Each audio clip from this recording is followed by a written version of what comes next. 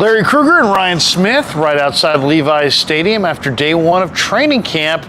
Well, Ryan, day one in the books. The big story today was Trey Lance, of course. He looked great. Everybody wanted to see Trey. What'd you think? Honestly, it's hard to tell, in these situations, but it just doesn't, it seems like he's got touch on his passes. I wasn't seeing any wobbles. I was seeing spirals. I was seeing accurate, and we'll upload some videos of it later. Just everything was pinpoint. God, especially next to Purdy, and he looked incredible. He had a scramble. So yeah, I mean, it's Trey's team, and that's what Aiyuk was saying. That's what all these guys are saying. It's Trey's team, and God, it's kind of the sky's the limit. Yeah, I mean, he looked good. I mean, there are a lot of people talking about his accuracy. If today's practice is any indication, I don't think accuracy is going to be a problem for Trey. No. Everything was pretty much on the money, on time. Granted, it's practice. It's hard to discern, what on time really means out here. But there weren't a bunch of balls that hit the turf. There wasn't throws that were high, low, behind receivers. He looked pretty locked in. He looked locked in. I think this. I mean, it's another interesting thing. Al-Shaair. Was it Al-Shaair who said that we have the best defense in the NFL? Yeah. That was awesome. And that, I'm sorry to jump from Lance to the defense, but that was another big takeaway I had is these boys are confident. Freaking Fred Warner's out there. We can kind of hear him. He's talking crap to Aiyuk, and he's just a field general out there. So, yeah, I mean, and who else of the kind of more low-key people, who would you say really stood out to you today? Well, what stood out to me is just the 49ers' speed. They had added speed on offense. Honestly. And you see it really in three guys. Jordan Matthews at tight end, who's a converted wide receiver. He's moving really well. People will not believe that. Unless you're here to see it, it's hard to describe. But he is moving. He's moving so fast, and he's an older dude. And right, he's had some experience at wide receiver, but now he's transitioning to tight end. He's about 235 pounds, and he was moving well. Then you had Danny Gray at receiver and Ty Davis-Price at running back. And you've got three weapons there that are all speed, Ty Davis-Price has some size to him as well, but you added three elements to your game that are all speed-related elements, and I think it's going to create a lot of space. Yeah, I mean, honestly, also McLeod. Is that Rodney McLeod? No, it was Ray McLeod. Ray McLeod. Ray McLeod. God, I mean, this is the perfect opportunity for a speedster like him. Not in an in-game situation, but I mean, they were running stuff with him. Seemingly with the first team offense. Granted, Deebo's not out there, but I think he's going to get some action. I mean, how creative Shanahan is. I mean, I always think back to that Marquise Goodwin kind of weird play where he just ran straight. he just ran straight down the field. Still don't quite know what he was going for there, but I love Shanahan with more speed. It's just always going to be fun. Well, it gives the Niners kind of a more of a dynamic look offensively to have, Ray McLeod.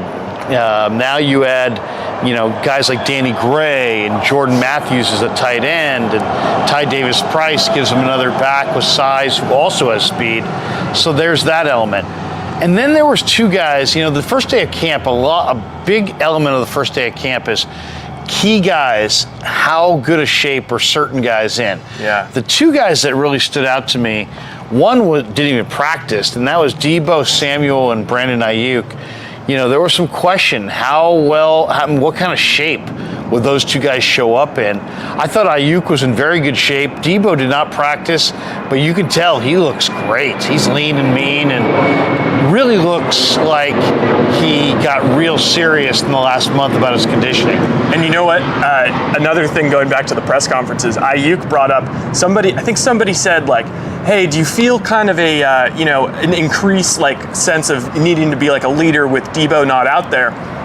Of course he said yes, but he also said immediately kind of shut that down Deebo's not playing, but he's out there still. He's still coaching. He's engaged. He's and you're watching him. He's he's fired up. He's locked in. So I think, I think our Deebo worries are I think they're over. I think we're going to figure this thing out. That's the vibe I'm getting. Well, there was a lot of question. Would there be a Deebo Samuel hold out? Yeah. What you're really seeing is a hold in. That he's here. He's he's attending meetings. He's got his sweats on, but he's not going to take the field and risk anything until he gets that contract extension inked. First, you would expect the Jimmy Garoppolo trade to happen. Garoppolo was here today, according to the reports. He was here in the morning and threw and then left. Essentially, he's no longer on the team, except for the final, is he going to be traded? Is he going to be released? But according to Kyle Shanahan, he was here today. He threw and then departed. He did take his physical yesterday, and he passed his physical. So that's great. He is ready to be traded at any point if somebody gives the 49ers whatever it is that they seek in compensation. And I brought it up a little bit to you out on the field. I don't know what to make of these betting markets with they can be so heavily influenced by just like one big bet or whatever. But the betting markets are all saying Cleveland, but then there's some weird teams like the Lions. That I think the Lions were number 2 the last time I checked, and we were talking about it. Like, how would that would? I don't even understand how that could possibly happen. They don't have the cap space. They've got Jared Goff. Like, it's going to be like the Spider-Man meme where they're both pointing at each other. Like, hey, it's a kind of a lateral move to go from Goff to Jimmy G. So, yeah, I don't know where he would go if he didn't go to Cleveland. Yeah, I think that's pretty much the unknown. We don't know where he's going to go. We probably do know that he's going to go. Yeah. But as far as where he's going to go, that's still up in the question, up for the debate. One other official news that did come down today is the 49ers did officially release Dee Ford. Yep. And I don't know how 49er fans view that transaction. John Lynch traded a second-round pick for Dee Ford. He did have one phenomenal season and helped the 49ers go to the Super Bowl. And since that point, he's really been a disappointment as far as trying to stay on the field. His body just would never quite let him get out there for any extended period of time. I guess overall, you'd have to say it was not a win for the 49ers because they didn't get any longevity out of what amounted to a second-round pick. But overall, now that Dee Ford's not in camp, that means that the other young defensive ends, Jordan Willis, the second-round pick Drake Jackson, Kamoko Toure, a number of these guys are going to be kind of thrust into the limelight here. Yeah. Who can step up as that Arden Key-like secondary pass rusher to Nick Bosa on the other side? Samson Ebukam, by the way, ran with the ones opposite Bosa on that first-team D-line. Yeah, I mean, I think that's significant, and I think that is one of the biggest storylines to watch, is especially with Dee Ford. I mean, the release of Dee Ford, of course, I think we all kind of felt like, it's a big contract and whatnot, but, it kind of feels like that's something you do, if you think that you have like the next guy to step up and be opposite Bosa. But also maybe they just want to open competition and, get Dee Ford out of there and then see what happens between all the young guys. It is kind of crazy. Like, they traded a second rounder for him, and then they took Drake Jackson with a second rounder. I have to say, I thought his body looked pretty good. And he was out there. He seems extremely raw. Like, he was kind of just bulldozing his way into the line, not necessarily. You didn't see much technical nuance, especially compared to like a Bosa coming out of college. So, yeah, I think that's a big one to watch, is who is going to be that opposite guy to Nick Bosa. We didn't see Trent Williams today. Trent Williams was excused. He had a family deal that he was tending to, so he wasn't out there. That's typical for NFL teams. Yeah. There's a few players that, the head coach is totally fine, as we would describe, slow playing in camp. And Trent Williams definitely fits that mold. 100%. Number one, what was he? The number one rated player in PFF, or was it number one rated offensive lineman in the NFL? Yeah. I mean, God, that's another what if. I just always think, like, what if Trent Williams was a little bit healthier in that Rams game? Because that was, he even came out and said, I don't know if I should have even been out there. He was hurt, and he did not look like Trent Williams. But man, we have so many blue chippers. That's one thing I've noticed. It's like we've got a blue chipper pretty much in every group. We got a blue chipper wide receiver in Deebo. We got a blue chipper linebacker in Warner. We got a blue chip defensive lineman or D end and Nick Bosa. I think we have a blue chip D tackle, or at least verge of blue chip with Armstead. I think Armstead's being completely slept on. I think Armstead had a better year than Buckner last year. And I know people like to, that was a bit, an early reaction was like, why'd we trade Buckner? I thought Armstead was freaking awesome last year. Once they put him inside, he was awesome. He's a blue chipper. At safety, cornerback, that's kind of what we're waiting to see is like, what's going to be, who's going to be a blue chipper amongst the safety group? Is Humfanga going to take a massive step? By the way, he's just awesome to watch. He's awesome to watch. Talanoa, yeah, yep. And it's like we've got blue chippers all over the roster, and it's fun because I feel like there's going to be some more guys emerge this year. Really we need to break Ryan of his we. It's they. Oh my God. They have blue chippers. They have blue chippers, not we have blue chippers. But one other thing I thought was kind of interesting today is, you had nobody who, you didn't have anybody go down in practice. No. Now, we did see Azeez Al-Shaair on the turf for a few seconds. Yeah. We talked to him after practice. He said he just got the wind knocked out of him. Yeah. So, that's really the thing that you're looking for in training camp is you want to get your work done and you don't want to lose anybody to injury. And unless we hear otherwise tomorrow morning, they got through at least the first day of training camp totally unscathed, as the only guy who really went down was Al-Shaair, and we found out he just got the wind knocked out of him. So his big elbow brace got hit into his stomach or something. Right. So at least, hey, one day of practice in the books and nobody got hurt. So that's a positive. Yeah, absolutely. And what'd you feel about just the vibe around the team this year? Well, I just think there's a lot of hope. There's a lot of hope. I think it's weird because yes, Trey is young and he's in his first year as a starter.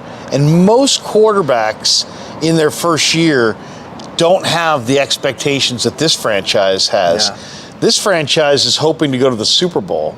I don't know if they're expecting to go to the Super Bowl, but I think they're hoping to go to the Super Bowl. And even that's high hopes when you're leaning on a rookie / second year quarterback. So that is going to be kind of like one of the consistent subplots this year is, are the 49ers serious about being a Super Bowl contender and serious about Trey Lance as their number one? I think we've gotten that answer already. Yeah. They are serious about having Trey Lance as their starter, and they're serious about going to the Super Bowl. We'll see if they can do it. Yeah, and it's not like they brought in anybody that's, even a Tyrod Taylor, I guess you could maybe make an argument, well, I don't know, maybe, if Trey struggles a little, maybe you bring in Tyrod, we don't have, I think they purposefully cleared the room of any competition. They said, you know what, Trey, we're going to live and die by your mistake. Well, not live and die, but we have enough, they have enough help throughout. I'm going to have to bleep all these out. We. They have enough help throughout the rest of the roster to kind of carry him along throughout the season. And then, I'm just hoping by the end of the year, towards the end of the year, the last 4 or 5 games, he's kind of figured it out and he's got momentum building into the playoffs. And then who knows, maybe he shows up on a big stage and again, it's hope. It's very different than when, we are covering the San Francisco Giants, where there's almost no hope. there's no bright future. The Giants have some issues. One last thing.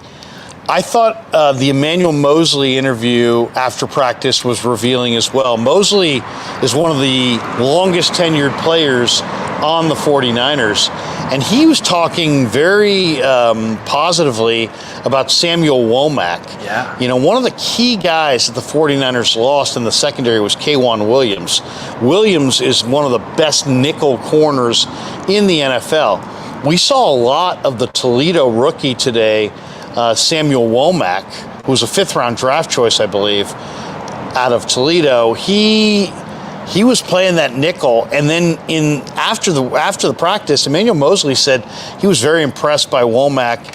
That's going to be an interesting one right there because that nickel corner is a very tough role. It's usually manned by a veteran player, but Womack might be the right guy in the right place at the right time, and he looked good according to Emmanuel Moseley in his first practice, and I thought he looked good as well. So if there was a surprise positive today, it might have been the play of Samuel Womack at nickel corner. Yeah, and just seeing the guy, he's got the body of just to be an awesome corner. Those, like, I think I told you, like, it looks like his arms are so long, like he could just like scratch his knee. Like, it's he looks like he really has a chance to be a stud, and that he's not, he's kind of just ready for the moment. So that's great. And then the last thing I wanted to bring up is, we were chatting a little with Kyle Posey, and he was talking about, Danny Gray, who I think everyone, in the 49ers organization, fans, and I think everyone's excited for him. I mean, the prospects of having a burner like that. And he was kind of taking it to Ambry Thomas. And Ambry Thomas, another guy that everyone keeps hope for, and he's got the tools, and sometimes he does well, but apparently I didn't see a ton of it, but from what I heard, there was some face mat or grabbing around the neck, and Danny Gray was kind of roasting the guy. Well, it's an interesting time for sure, because you don't know how much credence to put into the early practices, but you've got some young talent here, you've got some veteran talent here, and it's kind of an exciting time for the 49ers. I thought the one thing about Gray that stood out to me was that one drill where they're kind of mocking up beating the jam at the line of scrimmage. And Gray, there's two ways to beat the jam: strength and quickness. And he's got unbelievable quickness. And so, rookie receivers that don't have a lot of strength a lot of times get hemmed up at the line of scrimmage. They can't get off the line because of the jam and how physical the DBs are.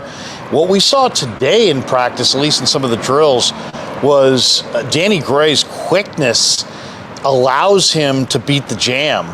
And that bodes well for him, playing early on in the year, because if he can get off the line of scrimmage, he ran 4.33, but he plays probably in the 4.2s. That's a player the 49ers really have not had since Ted Ginn was here during the Jim Harbaugh era. So a lot of positives on day one for sure. Yeah, and to that, Marquise Goodwin, another guy who's always tantalizing because of the Olympic speed. I always felt he is super fast, but I never felt like his speed transition to the field the way like a Tyreek Hill.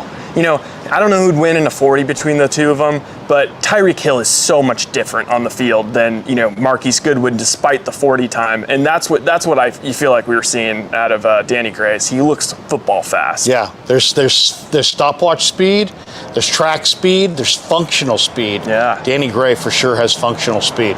For Ryan Smith, I'm Larry Krueger. That's day one of training camp from Santa Clara. We'll be back tomorrow with more. Absolutely.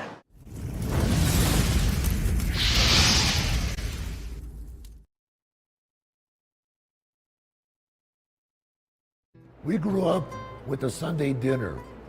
That means no matter how busy you were, no matter where the hell you were, you came to dinner on a Sunday night. Yeah, Sunday dinner without sausage, it's like a church without God. How can you go to church if you don't believe in God? And along with the sausage also became the discussions. That was discussion night. It wasn't a typical family that you sit there and you're quiet, and you don't talk with a mouthful. Oh no, man. Italians talk when they're eating. Italians even talk when they're sleeping. And definitely we talk with our hands. So if we can't express it through our mouth, through our lips, we express it with our hands. So, and that's what sausage is, really. It's an expression, that life is good.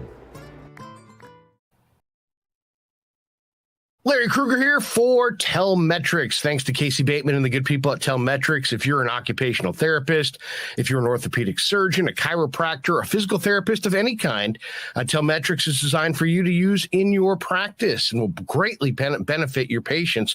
Telmetrics uses computer vision and artificial intelligence and provides a platform for outpatient rehab therapy services, both in the clinical and the telehealth environments. So using Telmetrics can improve your patient's experience and much more. So for all your sports injury needs, or if you're a physical rehabilitation specialist of any kind, call and make sure you use telmetrics.co, TELMETRIX.co. And thanks to Casey Bateman and all the good people at Telmetrics for being a proud sponsor of the crew. I'd like to thank our sponsor, Dan Coach Emilio. Dan is a buddy, and he is a phenomenal retirement planning specialist. And you can contact him today at securemoney.com or at his number 925-628-9966. There's a lot of uncertainty in our world right now, and you want to make sure that your money is secure. That is the key. Danny's got 25 years of experience, born and raised right here in the Bay Area, and he can help you get an immediate 10% premium bonus on your principal retirement account. So give him a call,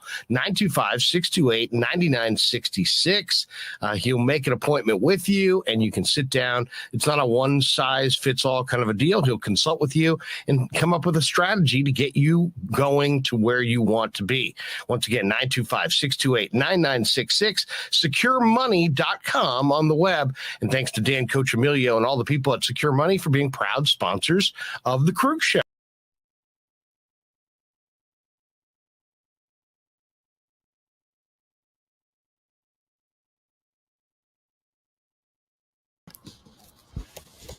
Hey, I don't know if everyone can. Let me know if you guys can hear me right now. I'm just the little phone box right now. I don't have my mic, and unfortunately, I'm just kind of a sweaty post-camp mess still right now, and I wasn't expecting to be on camera. But I'm about to hop in so I can at least, talk a little bit to Dan. Don't leave him hanging while he's ripping. Dan, are you good to go? Yeah, I'm good to go. Oh, let's go. I'm here. Oh, I got to change the background. Sweet. Yes, sorry. I'm sorry, guys. I'm really sorry that that quality was so poopy. And yes, I can say it without Larry. But it's just my download speeds are awesome. My upload speeds are like they all of a sudden are just horrible. Like taking me hours to upload videos horrible. So tomorrow, the second I get to training camp, I'll upload like that full interview, and you'll be able to at least see it in its full HD. So yeah. Dan, the Giants I believe you proclaimed them fully dead if they lost both of these outings. Seemed improbable. Yeah, I mean, they sure look dead, right? I mean, I was pretty busy this afternoon. I was watching it on my phone. I was driving around and stuff. My wife was with me, so she kind of was holding the phone up so I could glance over while I'm, each pitch and look. But what a disaster. I mean, at this point, I kind of feel. I mean, LaStella comes back 0 for 5, 2 Ks, leaves 3 on base. Jock has kind of been struggling 0 for 2. Estrada was 3 for 4. That was good to see. I know, especially after the after the little mishap. I watched his interview last night. He was cool. He was cool. Like, he says, I don't want to talk about it. He wasn't angry or anything. No, you know what? Like if you framed that a certain way, the quote of just I'm not talking about, like, you can make it seem like he was being standoffish and like there's trouble. He wasn't at all. He was just like, hey, it's over. It's not a big deal. He apologized to me. The Giants and Kapler and everybody, they're just making too big of a deal of it. I mean, you know what? You're talking 49. I'm going to switch hats right here. I'm just going to I'm going to put the Niner hat on. Talk Niners. The Giants, I'm not completely given up because I know that baseball I'm an optimist and I'm a realist as well. So when I look at them as a realist, I think they're a 500 team at best. But as an optimist, I always hold out hope for, a hot streak that could happen to any team. I mean, Arizona's won 6 of 7. And, I'll give them this. They, throughout the year, even before they went on this losing skid, they've been kind of a team of extremes throughout the whole year. Like they, would win 5 in a row, lose 3 in a row, then win 5 in a row, then lose 5 in a row, then win 5 in a row. Right. And then but then all of a sudden the losing 5 in a row became more frequent than. Oh yeah, this team to turn it around is going to have to do like a 15 out of 18, 15 out of 20. They're going to have to. They're going to have to really turn it around and the only reason they're going to be a way to turn it around is if they make some good moves at the break. Otherwise, to me, I still would sell Rodon. Get what you can, sell Flores. Rodon, Flores, Ruff, I think could be a big bat for somebody that is looking for, that power off the bench, can give you some first base, can DH occasion. He's good for you. What I like to see with the Giants going forward is I saw it a little bit earlier in the game. They scored 2 runs, I believe, with Gonzalez and Estrada with the speed. Like Estrada stole second, I think, and the ball got thrown in the dirt, and Gonzalez came chugging home. That's what I like to see. Is just go with some speed guys. Get rid of these, these anchors. I mean, these guys that are dropping anchor in the dirt. I mean, anchors. I mean, it is unbelievable the lack. I mean, you watch Arizona. I mean, Arizona's got Rojas, Perdomo, McCarthy, Marte, Thomas. I mean, they got speed, and they're young, and they're exciting, and they're coming up, and they've got more on the way, and they shouldn't even be able to compete with the Giants, especially when you're talking payroll. And I mean, so to me, let's get some speed in that lineup. Get Isan, I pronounced it wrong, Isan Diaz up, and play him at second base, play Estrada at short, and until Crawford comes back. When Crawford comes back, keep playing Diaz and put Estrada out there in left field or third base, or I like Estrada, but he needs a couple days off here and there. But you know what, the Giants, this is first day of training camp. This is a time to be talking about the Niners. Really okay, is. Before we do that, I think that's weird. Oh, it's getting funky. Okay, there we go. This strikes me. This is kind of insane. Like, we didn't really necessarily understand it at the beginning of the year because it was happening like every night. We were in it, like on to the next game. But look at the streaks the Giants have been on, both winning and losing. There's a casual 5-game winner, then another 5-game winner, then a 5-game loser, immediately followed by a 6-game winner, and then another 5-game loser. Oh yeah, they're just. And then we had our little run of 5 wins, and then there again, and then here, and then this was a really, really bad stretch. That's a sign of just a lot of mediocrity. Yeah. And then we got on another like somewhat streak before the break, and 7-2 they won. Yeah, so it's like I mean, they look dead, and to be honest, they just don't have the horses and the talent, the speed. They have to hit home runs, it looks like, to win, because they don't move the line much. You don't see rallies where guys, 4 consecutive hits. You see, I mean, what they end up with today, total hits today, 7. I mean, and Estrada had 3 of those. Nobody else had 2 hits. So and Austin wins. I mean, I know Bart was sick, but come on, guy's 0 for 4. And it's just, he's the worst. And he came up in a big spot because, as Larry and I were hopping in the car, we were listening to like the 8th, 9th. And it was like, we had a little rally, had 2 runners on base. And then, yes, we have Austin wins. So I mean, it's and Bart's not available. I don't know if he was available or not. You couldn't pinch hit for him, I guess. What? I don't know.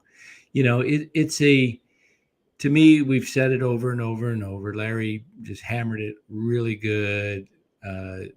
Gabe's lost the room. Gabe is basically, I don't know what he's really doing out there. And I mean, I think that if you can string together a few games of winning, it can possibly turn things around to the point where they're fighting for a wild card. I mean, I don't see St. Louis or Philadelphia running away with it unless St. Louis gets Soto. If you know what, if the St. Louis Cardinals got Soto before the trade deadline, not at the trade deadline, like, you know, this weekend, couple days, then I would just like, you're not going to catch him. Doesn't matter what you do. Sell everything you can, you know, because St. Louis will be the wild card or winning the division, and Milwaukee will take the other spot. So see what happens, because the Giants aren't catching the Giants have a better shot at finishing last than probably making the wild card, you know, at this point. That's the direction it seems to go. But absolutely. And you know what? I hate to say this because I would love for you to cook, and we have a lot of people in the room, but you know, yeah, I'm already cooked. You know, Yeah. I just want to. I was going to listen to you. Go ahead and, you know, Well, I'll do. You know, let's do a couple minutes of Niners, because I'm seeing a lot of people in the chat that are. Definitely. This is a Niner night here. I mean, this is big day. This thing was a Niner like post thing too. Like, I was kind of checking things online and looking at things. I was listening to your interview. You said Trey's passes look pretty good, huh? Trey's passes looked really good. I mean, it's, you know, it's the one caveat I'll say, and what I'm comfortable saying it because I'm hearing it from everyone. But the one caveat I will say is I wasn't at camp last year, and sometimes these things look different in person. So, you know, it's hard for me to really make a huge comparison. Oh, MF. Oh, absolutely, MF. I'll follow you already. I'm no big timer. Dan and I. Yeah. Hell, let me see. Let me look up MF, and I will find on here. MF. I have access to Larry's Twitter account as well. Not that for everyone out there, Larry does all his own tweets, but just like in case of emergency, like if he is out of town or has no access to internet, like if I need someone to tweet, like, you know, going on live with like the teaser for the YouTube thing. But yeah, so MF, I'll definitely hook you up with a Larry follow. You can definitely. Larry's a little, you know, he's a little prickly on Twitter. He's not prickly on Twitter, but you know, if you he's kind of one of those guys where if you wrong him once on Twitter, like you're kind of out. So, you know, maybe don't say anything horrifying to him. But and other than that, I think you should be followed by Larry Krueger going forward. Yeah. So, okay, back to the Lance thing though. So, you know, just from what I was seeing, I mean, it looked like he had touch on the ball, and the biggest thing I was looking for is the spirals, because that is something I can tell. Right. And the ball, I mean, he was throwing beautiful spirals, and of course, it's, you know, I mean, this is the easiest setting ever. It's you know, it's not that far different than like, you know, almost throwing at the combine, you know. So it's obviously you can't put too much into it, but just, you know, it's at this point for me, I'm kind of like, I just don't want to see anything bad or see any red flags. Like, you know, I want to, you know, be able to keep getting hyped on him. And, you know, I'll touch on, I might've said something about it in the video, but, you know, I was looking all around for Drake Jackson, you know, seeing the D Ford news that we lost him, and, you know, he's going to be a work in progress. So, you know, he's going to be, I'm thinking this is going to be like a Kuminga year where, you know, he'll get slowly more and more playing time, but once it gets into meaningful games, probably, you know, nothing more than a defensive. Right. Cause he actually has a really, I mean, his body looked good, but he just, he was just not getting it. Wasn't for a lack of speed or quickness. It's just he doesn't really have the feel. Right. Hey, I'm trying to follow MF. I had to re-sign completely, and I just downloaded a new. I just got a new iPhone 13 Max Pro Max or whatever they call the thing, and So I had to transfer everything over. So when you do that, everything else, I guess you have to log back in. And I hate doing all that because I keep forgetting things, passwords and stuff. So MF, am I following MF? How do you do that, Rye? I'm not. How to follow someone on? I mean, when you can't find them, they should pop up, and then you just hit you know find. what? Right? MF. Why don't you do this? MF. It'd be sick if you. It would be sick if you maybe just like hit Ben with a DM or something on Twitter, and that way you can just find you. But yeah, so I mean, does the chat have any more? Because so unfortunately, part of the reason why this was cut short and kind of weird is Larry has a thing with 95.7 The Game, so we're leaving like super early tomorrow for camp. Oh man. MF Mosley looked good today. Yes, Mosley did look good today. I also was he playing corner or slot? he was playing corner. Who was playing it? What's his face? Oh God, I need to pull up a roster. Samuel Womack. That's what I was thinking of. Samuel Womack was playing a lot of nickel, and okay. He looked really good. It was like, yeah, Mosley looked good. I mean, they sent him out to the presser, and he was really cool. He was saying how, Charvarius Ward, they all talked about him a little bit, and basically everyone's like, "Oh, great guy." He's Pittsburgh. Yeah, I like the D they stuck out there. What I see online with in the number one team in drills was Ebicom and Bose at the edges, and Kenlaw was in there. That's good, and Armstead, and then they had the linebackers, the big three: Al-Shaair, Warner, and Greenlaw, and then Ward, Mosley, Ward, and two Wards. That's weird, huh? I mean, yeah. And then they had Hufanga over Moore, huh? Moore wasn't in there? Yes. Tavares Moore was okay. Hufanga is like fully like their starting safety, it seems like. Hopefully, I mean, if he can put those ball skills, I mean, he's what I would call, he doesn't have the great speed, but he has the instincts, Yeah. When I watched him at SC, he was like, I mean, all over the place. He just like wherever the ball was, Hufanga was there. So yeah, I'm always down to give those guys a try. Like in the NFL, sometimes you just never know. Like they're like 40 times, all that kind of stuff can be overcome. If you're a smart enough player with good enough instincts. Yeah. I mean, what else really stood Okay, out? I hit follow back. I got it. I just found MF. I'm following you, MF, now. What about, I'd love if the chat let me know, like, who are you guys really looking for? Like, who do you want reports on? And, I mean, of the guys, I think Larry and I kind of came in saying, Trey Lance, we want to see what kind of shape Aiyuk's in.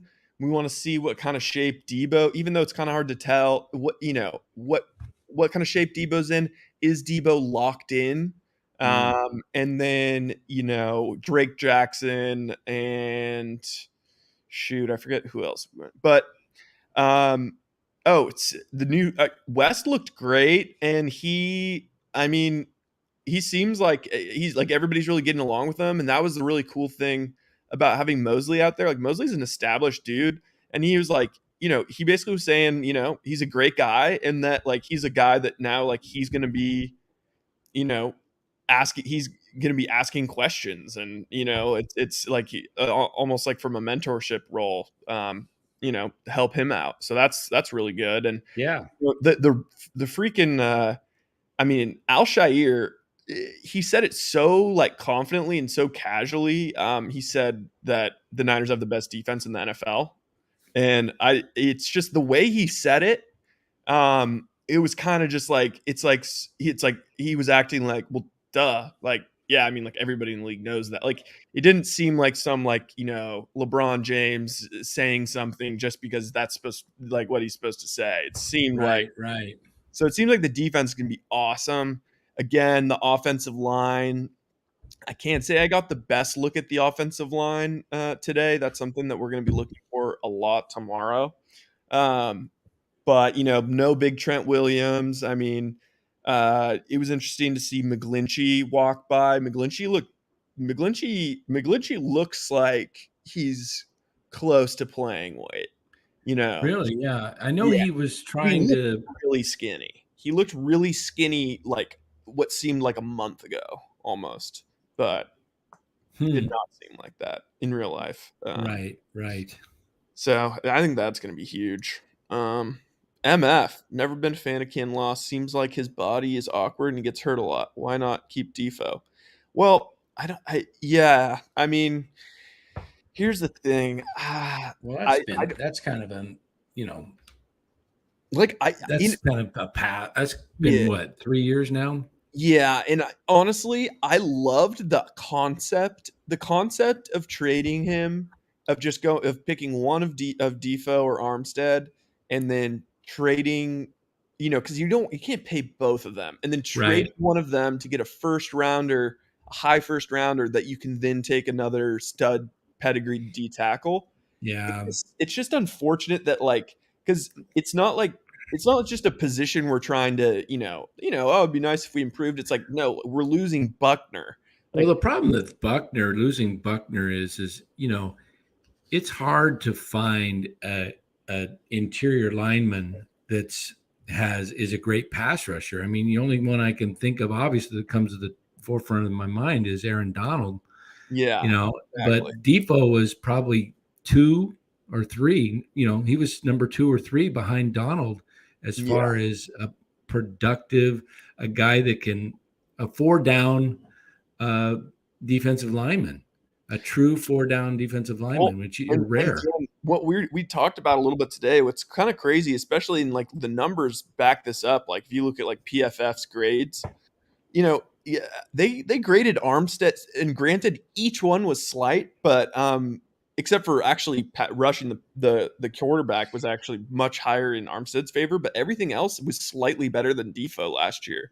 Which I honestly did. I thought Armstead would be good, like 94% of Defoe, but I really wasn't expecting him to take that next step. But yeah, the thing that's brutal is like they needed a replacement that was gonna hit, and then they pick a guy with a chronic knee condition, and it's Yeah. just, I don't want to hear that. I don't want to Yeah, take I don't examples. know why. I mean, he looked unbelievable in the tapes in college, and he Yeah. was dominating, and he would just burst through the offensive line into the backfield. He was a menace, and and then he comes in, but they are saying right now that his knee's as healthy as it's been, in years, and if he can stay healthy and the Niners can do their rotation like they do with the defensive lineman and not overwork him, he could be a very positive. He could be a run stuffer that gets in the backfield and can, I don't think he's going to chase down, Murray Kyler or, Yeah. Kyler Murray in the division. And, what else is who's Oh, no, Seattle? I mean, what? at least Seattle and the Rams quarterbacks aren't that mobile. Drew Lock's not super No. mobile, and Stafford's, Yeah. he can train, but I mean, he's not. But it's tough to get any guys to get Murray. I mean, that guy's really tough. And then No, you got Dan, I think you're so right, and that's like another really underrated thing. If you want to be positive about Kinlaw's outlook this year, is like he's a little bit of an old school, interior, tackle. Like he's not a guy like Armstead that really is going to be getting to the passer that much. And right. going against Russell Wilson or Kyler Murray, no freaking chance. He's not going to sack either of those guys. But I'll tell you what he can do, Rye. If he's really healthy, he could get through the interior line and force the quarterback out of the pocket. And then if you have, Boza on one end or Ebicom or Drake Jackson, who's ever coming in, and if they can contain, I mean, you could really, blow up some plays. You could also force some turnovers. Kinlaw doesn't have to necessarily get to the quarterback. He just needs to flush him out of the Well, him out of the pocket. And seriously, it is not underrated that, you know, the fact that we had to play that two of the quarterbacks we had to face 4 times a year were guaranteed to be Kyler and Russell, the two most shifty, capable guys.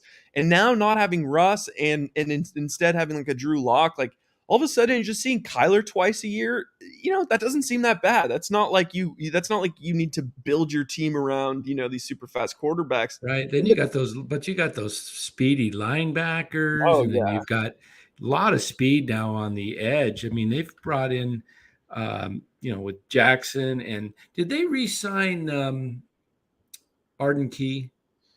I don't think they did. No, because I know he was available. I'll have to look up their 90-man roster, and I'm just kind of curious. I know they got 11 or 12 defensive linemen. He got signed by he got a big contract with Jacksonville. Also, somebody brought up Al-Shaair got up slow on a hit. Yeah, it was scary because it was like, what the hell just happened? Like you couldn't really figure out what happened, but it was like he went down. Like I was like, oh, what the hell? Like is this like an ACL or something? He wasn't getting up, but then turned out in the presser he said that he wears one of those big Gronkowski like elbow braces that are like heavy duty, man. And it was just a weird situation where like someone hit his elbow thing, and then his elbow thing went right into his stomach, and it just took completely knocked all the wind out of him. So I hate that. It's been years, but that is the worst feeling when you get the wind knocked out of you. What's MF saying here? Rewatch game 18 game versus Rams, and McKivitz looked solid. Why didn't he play the NFC Championship over hurt Trent Williams?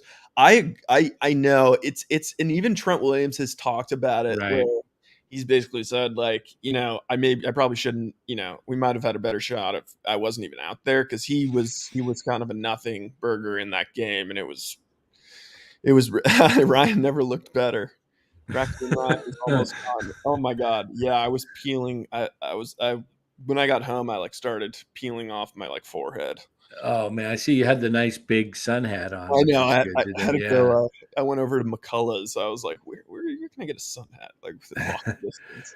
Was it pretty hot down there today? It was actually beautiful. It was super. It was perfect weather. I'm expecting it to start getting really hot, but. Yeah. I heard somebody asked, a little Warriors here. Somebody, brought up. Draymond? Yeah, because Marcus Thompson was next to us, and somebody brought up. Oh, really? Because, I guess, he's the one who broke that story about Draymond wanting the 4-year max, and that, the Warriors are not prepared to give him that, which. I wouldn't. What would you do? What would you do, Ryan? I would have to. There would have to be some shocking incentives laced into that contract, and knowing what could you do? I mean, what could you do to incentives to? I mean, once you sign it, aren't you pretty much stuck with that? Yeah, but I think you can have Embiid. I remember had one of the more creative contracts ever, where it was if you play this many games, if you make an all-star team, if you do. If Draymond, if Draymond is an all-NBA or all-star player that year, then maybe he, get the max comes through, and as long as he, plays 40 games or, there's things to do. I mean, honestly, I think that I could probably see Draymond. He's the one guy of the three that I could see maybe doing the weird 1 year or 2 years somewhere. I totally see it. I wouldn't sign him. I was trying to find out his. I'm looking at it. I'm trying to find where his age is. He's 32. He's okay, 32. March he'll be 33. So he'll turn 33. He's dealing with a continuous. Yeah, there's no way you give him a 4-year max, because that wouldn't take effect until. Not next season, but the year after, right? Because he signed through next year. Fucking sorry for the F-bomb, but Rich Paul. It's just LeBron gets my blood boiling. Rich Paul and Clutch Sports and those guys are in his ear, and they're like, Right. "Right, Oh yeah. you a champion. They not winning anything without you, Dre. Like this is what you deserve. Like you're a Hall of Fame player. You blah blah blah. Like you need to be. They need to give you the max." So Do you really want to be stuck with him until he's 38? I mean, at 38, we saw what Iguodala was, a shell of himself. like, I want him on the team. He could really be helpful, but like, No way I'm signing. You know why I wouldn't sign him this year? To an extension, a 4-year max, because you don't want to weigh yourself down. Because if you don't sign him to a 4-year max, that allows you to sign Wiggins or Poole, or maybe both. But if you sign Draymond to a 4-year max, Lacob's already said it's going to be very difficult to sign both Wiggins and Poole. No way you can do that. And Wiggins is 27. Green's 32. He had a back injury. If you sign him to a 4-year extension right now, I guarantee you that at the end of that contract, you're going to be completely regretting it. And you may regret it next year when he's not as hungry. You make him play to show. Make him come out and be like an animal and get you another title. You know what I'm saying? And then let him walk. I mean, if you or try to renegotiate at that point. But to tie yourself down for his year 34 through 30, 34, 35, 36, 37. Yeah. I mean, I don't. It would, Dan. the second it gets signed, it would be the worst contract in the league. It would not worst. It would be the most untradeable contract in the league. Yeah, no one's. Yeah, and right now we would have to give up picks to get rid of it. Right, and you have so much more flexibility without him. That's the problem with teams is they hang on too long to guys, and they think about the wonderful years and the memories. I mean, we're kind of seeing it with the Giants. I mean, I love Brandon Crawford and Belt, but their careers are on the tail end. Dan, honestly, like Posey kind of looks. He not only does he look so much more valuable, but he also is like, it's just he has such good self-assurance and just like comfort in himself and his life, and like he also is like so smart that I think he was literally like, you know what? I think that if I took this year off, like I have one more year to give the rest of me, and after that, I'm gonna go on the decline, and it's gonna be kind of a slow, sad thing, and instead he just said, you know what? No, like I'm gonna go out on top. I'm gonna put everything into this year, and then you know what? I'm cool with that. That's what be the last memory. I mean, I don't know Clay's got 2 years left, right? After he's got next year and the year after. Okay, you wait. I wouldn't even extend Clay. Is he eligible for? Not yet. No, not till next year, right? Yeah. So we'll see what that looks like after next year. But I'm probably not gonna extend Clay at that point to a whatever he's eligible for, a 4-year max at that point, because it's just hard to keep going at that age. We see what a lot of the stars that have gotten older. I mean, look at Harden. Harden's a shell of himself, what he was a couple of years ago. Yeah. So I'll give it to Harden though. I mean, at least he took a pay cut to make it work. And I think Clay's the type of guy that would do that in a couple of years. He would say, look, you guys paid me for 2 years and I didn't even play. You signed me to a max contract with it coming off an Achilles injury. So I think Clay would be the type of guy that said, look, I'll sign for 2 more years instead of a 4-year max. And I want to retire here and I'll take less. We'll see what happens. It's hard to say. I mean, it's hard to leave money on the table but a lot of great NBA players that never won a title sign for vet minimums at the end because they just want to win. I know it's funny. Dre, Dre retired tomorrow. He has 4 chips, a deep defensive player of the year. He's going to be a Hall of Famer. He's going to have a cushy job at TNT, and Like he probably is just like, I need one last payday. That's like that's at this point he's not looking for anything but money. Right, And right. winning, obviously, and his legacy, but But I yeah, mean, you gotta move forward because the team as it's constructed can win again next year and maybe the year after, but that would be very difficult to keep carrying those guys and not keep Wiggins and Poole going on the team. And I think yeah, I'm sure it's already predetermined that Draymond would be the guy of the big three. I call them the big three. To me, they yeah, Curry, for sure. Clay, and Dre. I think everything ends. I mean, even the Beatles, man. The Beatles broke up, so everything good thing comes to an end. So You know what my first thought when I saw that Draymond news was, that there's now rumors out there, scuttlebutt that Charles Barkley is, not in talks, but like that the Live Tour is prepared to just make him like a Godfather offer, like something like 200, like imagine like $250 million, but you have to leave the TNT job. what, to broadcast? Yeah, Really? we've got unlimited money.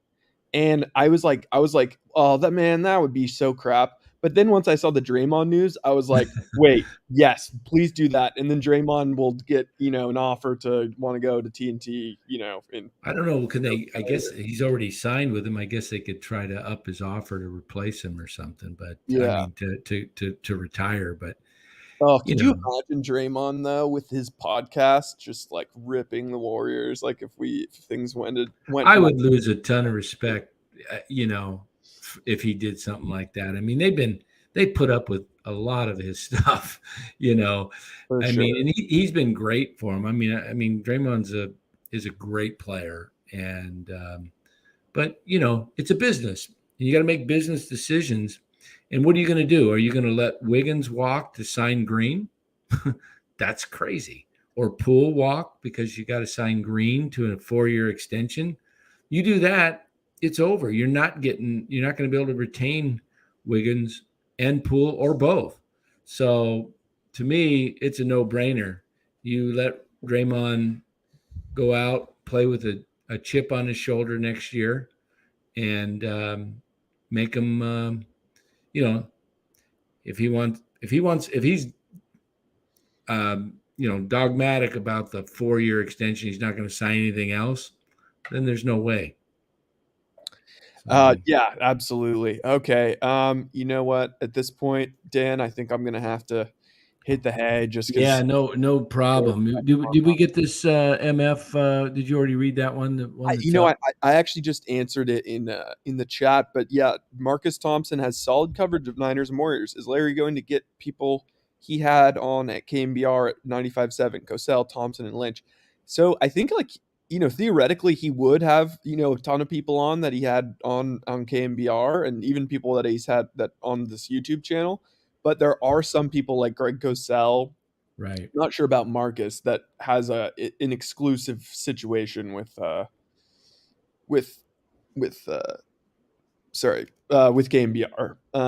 Right. Yeah, it'd be tough. As he mentioned last night on the show, he would see if he could reach out to Greg Cosell, but it'd be difficult. Yeah, like I think Cosell, I'm pretty sure there's some guys that like they get paid. Oh yeah, MF just said sorry. Larry just answered me. Never mind. So it was actually me, but yeah, it's funny. We've got like Dan's got chat access. I've got chat access, and then Len also's got chat access. Who I think put up the who else stood out in practice today. And I'll end on that. Yeah, let's end on that. Yeah. Who else have I not covered that stood out? Oh, okay. Here's one that's just a fun one. Ray McLeod. Oh yeah, speed. He looks so fast, and like he was running with the ones, and granted Deebo was out, but he was doing all sorts of creative stuff, and we weren't allowed to film that portion, but just all sorts of motioning and fun, fast guy stuff. So he was one guy that I just was like, hey, not bad. An all-pro punter, and anything you get with him on offense is gravy. But maybe we'll get a little more than we thought. Yeah. How was Danny Gray out there, or was he still dealing with the hamstring? Yeah, Danny Gray was out there. He looked awesome. He looked super fast. Him and yeah, that was another thing that was a talking point amongst everyone there is Danny Gray he kind of took it to Ambry Thomas, Wow. which honestly, I think that we got to give some love to Danny Gray for that, and then also some just like Ambry Thomas, dude, you got to figure it out. Who was the other? I'm drawing a blank right now. The corner out of Washington that they drafted last year too, with the rookie with Ambry Thomas. He was playing earlier before Thomas, and then he kind of. I know he might be in danger of a roster spot. I think. What you know who I'm talking about, Rye? Out of Washington. I think it was Washington. I think was it Ambry Colorado. Thomas, it was a corner. Let me look. Was it Lenore? Yeah, Oregon. I'm sorry, Oregon. Now I remember Oregon. Diamador Lenore. How did he look out there? Granted, candidly, I didn't really get didn't see much. Well, because also it's like it was the first day, so right. It was like syllabus day in college. Like yeah, exactly. You could not go and just read the syllabus, but so there's a lot of like figuring out the rules when we're allowed to film, and then also me trying to like make sure I'm like everything's cool on the camera, and so yeah, I got another donation from MF $4.99. Danny Gray or Juwan Jennings. I say both. They're kind of different guys, and I really like them. And I trust Juwan Jennings. Look at the receiver room. You've got the new guys, the speedsters, Ray McLeod and Danny Gray, and then you've got the three holdovers in Deebo and Aiyuk and Jennings. That's 5. Are they going to carry 6? Or are they going to go with 5? And who would be if they go only 5? Did you include Ray in there? Yeah, Ray and Danny Gray, and then the. I would assume maybe Ray. I mean, definitely Ray is on there because he's a punter. Well, he's also he's a good special teams guy. That's one of the reasons they signed him. Yeah, so it looks like he will be on there. You got to say obviously Aiyuk and Deebo and Jennings. So there's 4. And Danny Gray's going to make it. There's 5. So I don't know if they're carrying 6, what they normally carry, or if they go with 5 with somebody on the practice squad. I also like the fact that, it's so late. Austin Matthews. Yeah. Matthews converting to tight end. I mean, Dan, that was honestly maybe the thing that stood out among the 3 things that stood out the most. The things that I was like, whoa, was like, is Larry's been saying for a while, he's been like pushing this Austin Matthews thing. And, he talked about it. It's Jordan. What is it, Matt? It's not Austin Matthews, Jordan Matthews. Yeah. And he was, he's talking about that was one of the things at a mini camp is like, damn, Matthews looked good.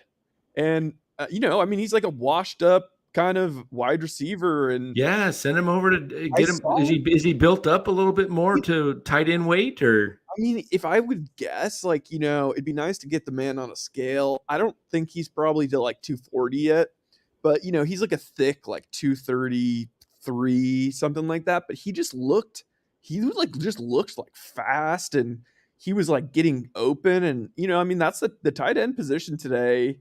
I mean, Zach Ertz is just a slot receiver. And, I think we're going to probably see a lot of the same stuff from Julio Jones in Tampa.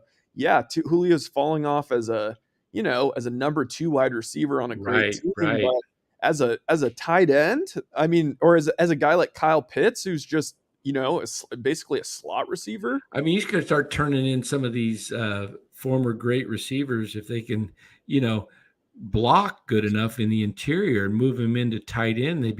It's almost like positionless basketball, having an extra really good receiver. I don't know. I mean, I know there's a couple of other guys on the 90-man roster that I've heard Larry mention a couple of these guys. Malik Turner is one. And Turner had some good catches. I mean, everybody looks pretty good generally when they're, it's more without about, pads. and that's Chardal just hopped in the chat. He's asking about Trey. That's kind of like what I, I guess one of the things I'm looking for is just for, I want to see people not making mistakes, and I'm not going to take like any success, or too much like success with a grain of salt right now. Yeah.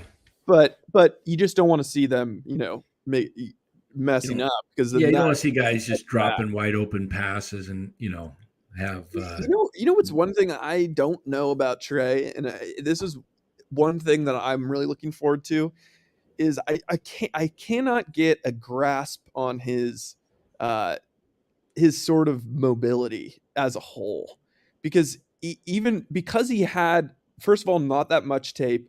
And then he just had the North Dakota tapes where, like, it's sort of like, putting, Superman versus, some low level comic book character. But we don't get to see Superman versus Thor. I think one of his greatest strengths when I watched the film of him is the ability to escape from the pocket, but not take off and run, but just sidestep people. Yeah. And still be looking downfield and have the arm strength to be able to put it in there.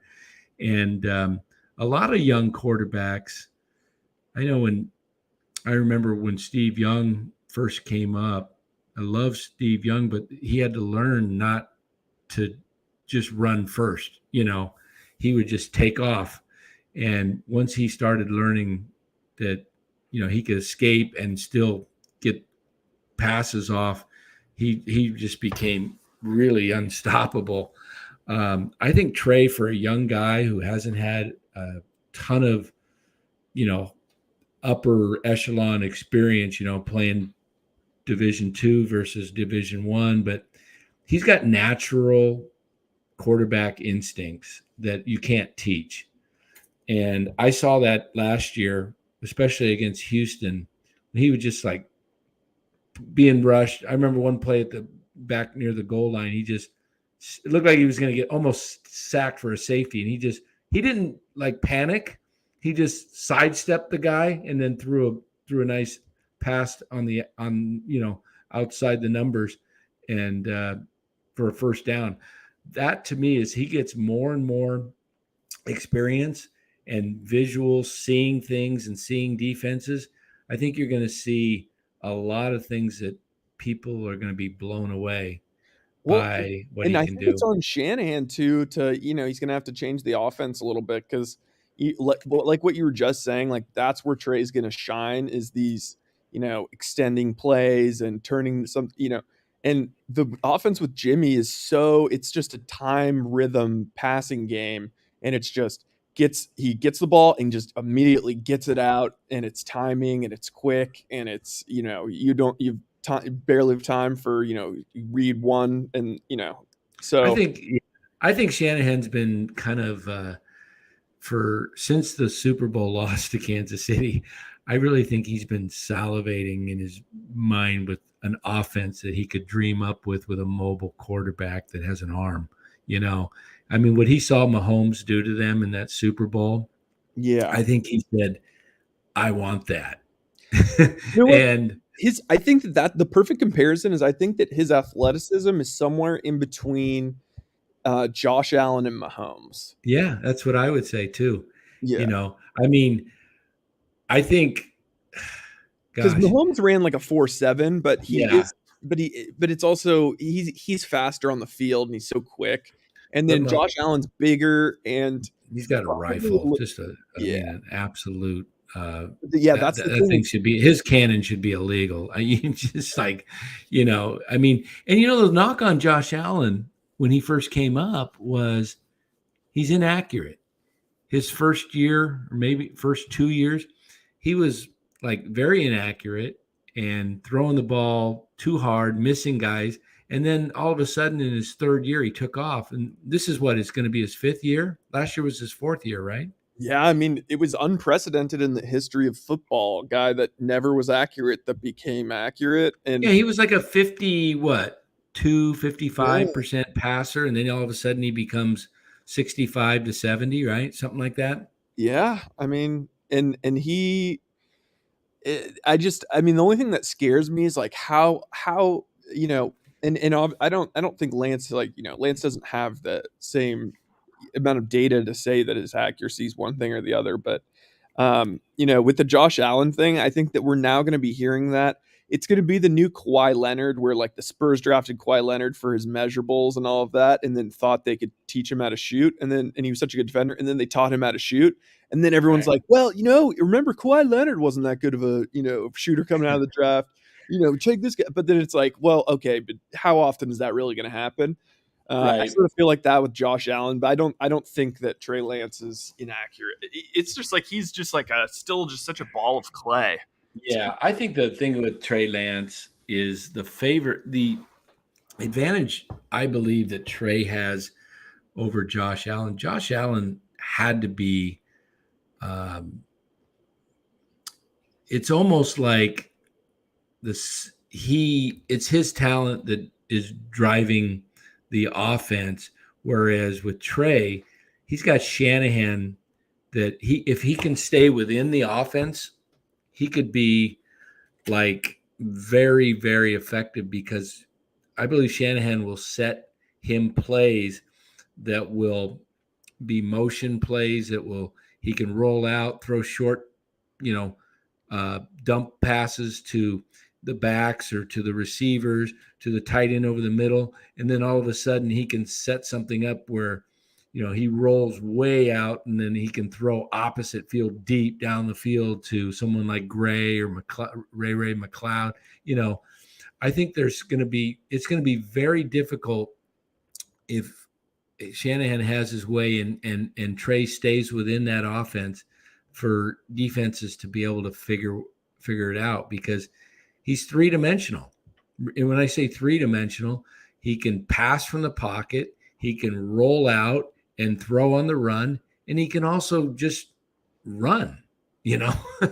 So you got three things to worry about, and I just think you're going to see an explosive offense. I kind of went optimistic because of what I saw of his tape and what I believe Shanahan wants to do with this offense. When Larry and I picked their records game by game, I really got shot high. I think Larry ended up with 11-6 for the Niners. I was very bold and went 13-4, because I just think if he can really do what he's capable of doing and learns, he should get better as the season progresses. He'll get, yeah. Oh, I mean, I think that I think it'd be wrong to expect some, unbelievable quarterback play at the beginning of the year. Right. But their schedule, if they can, I mean, their early schedule's not like, I'm trying to remember they start off in Chicago, right? Yeah.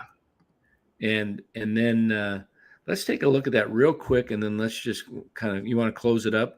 Yeah, you know what, yeah. Dan? Actually, I got it. I got it. Yeah, I totally get it. Yeah, I mean, I could go for another hour, but yeah. No, I thought maybe if you wanted to run through real quick just what you thought, game by game, but we could do it another night. Let's tease that for tomorrow. Yeah, we could see what, and we're back on tomorrow night. Giants play 6:45 at home. Yeah, baby. Chicago. Gosh, I hope I can unload my tickets. I might have to pay somebody to take them tomorrow. Jeez. Yeah, we will be going to practice tomorrow. And cool. Larry has I think Larry's maybe doing like the morning show for 90 or like the 9 tomorrow. I think he's doing the morning show either with Willard or Dibbs. He couldn't remember. So that 9 to noon. So I'm cruising there with him, and either I'm going to be over at camp, just filming stuff, or I also may just like do like a behind the scenes of thing or something like that. Yeah. I'm not entirely sure, but yeah. So you're going there right after 12 then, head down there? Yes, absolutely, Cool. absolutely. Cool. So you guys probably won't get back till 6, 7 at night. Yeah, I don't know. I mean, I don't know. Maybe early. Yeah. The game, we'll come. Everybody will be on tomorrow after the Giants game, 6:45 against the Cubbies, and there definitely is going to be some natural Niner talk for sure. oh yeah, it's. I mean, football season is starting and is taking over, especially as the Giants are just, as Tommy Huck says, they are a disgrace right now. They are.